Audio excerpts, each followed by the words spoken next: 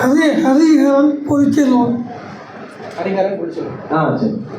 இப்போ நீங்கள் இஸ்லாமில் காபா சொல்கிறோம் மக்கால. ஆமாம்.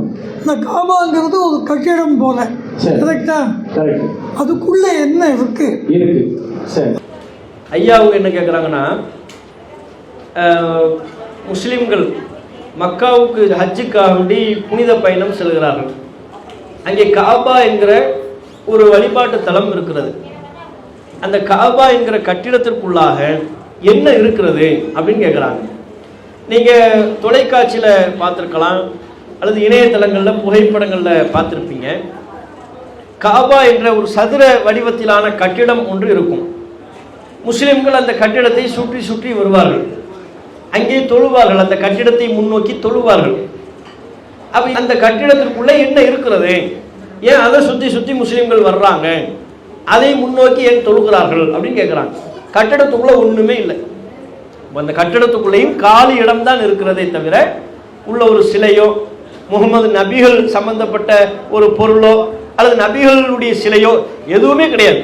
கட்டிடம் என்பது வெறும் சதுர வடிவத்திலான கட்டிடம் தான். கட்டிடத்திற்குள்ளே காலி இடம் தான் இருக்கிறது, உள்ளுக்குள்ள ஒன்றுமே இல்லை. அப்பயே நாங்கள் அதை முன்னோக்கி தொழுகிறோம், அதையே நாங்கள் சுற்றி சுற்றி வர்றோம் அப்படின்னா அது அந்த கல்லை வணங்க வேண்டும் என்கிற அடிப்படையிலானது கிடையாது. முஸ்லிம்களின் நம்பிக்கையின்படி இறைவனை வணங்குவதற்காக கட்டப்பட்ட முதல் ஆலயம், முதல் பள்ளிவாசல், மாஸ்க்.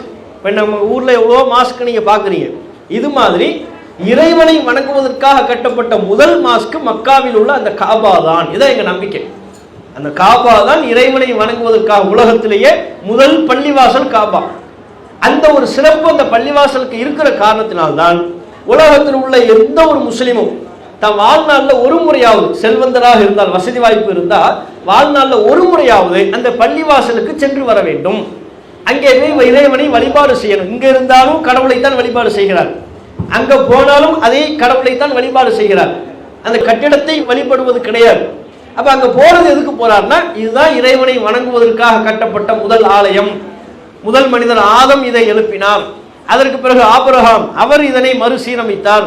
அதற்கு பிறகு முகமது நபிகள் இதனை புனர் நிர்மாணம் செய்தார். இப்படியான ஒரு வரலாற்று சிறப்பு அந்த ஆலயத்துக்கு இருக்கிற காரணத்தினால இங்கிருந்து கொண்டு வசதி வாய்ப்பு உள்ளவர்கள் தங்கள் வாழ்நாளில் ஒரு முறையேனும் அந்த காபாவிற்கு சென்று வர வேண்டும். இதுதான் அந்த காபா தொடர்புடைய அம்சமே தவிர மற்றபடி அந்த கட்டிடத்துக்கு எந்த சிறப்பும் இல்லை. அந்த கட்டிடத்துக்குள்ள எந்த விதமான பொருளும் கிடையாது. கட்டிடம் காலியாகத்தான் இருக்கும். அது இறைவனை வணங்குவதற்காக கட்டப்பட்ட முதல் ஆலயம். அந்த சிறப்பு இருக்கிறதுனால நான் இங்கே இருந்தால் அதைத்தான் முன்னோக்கி தொழுவோம்.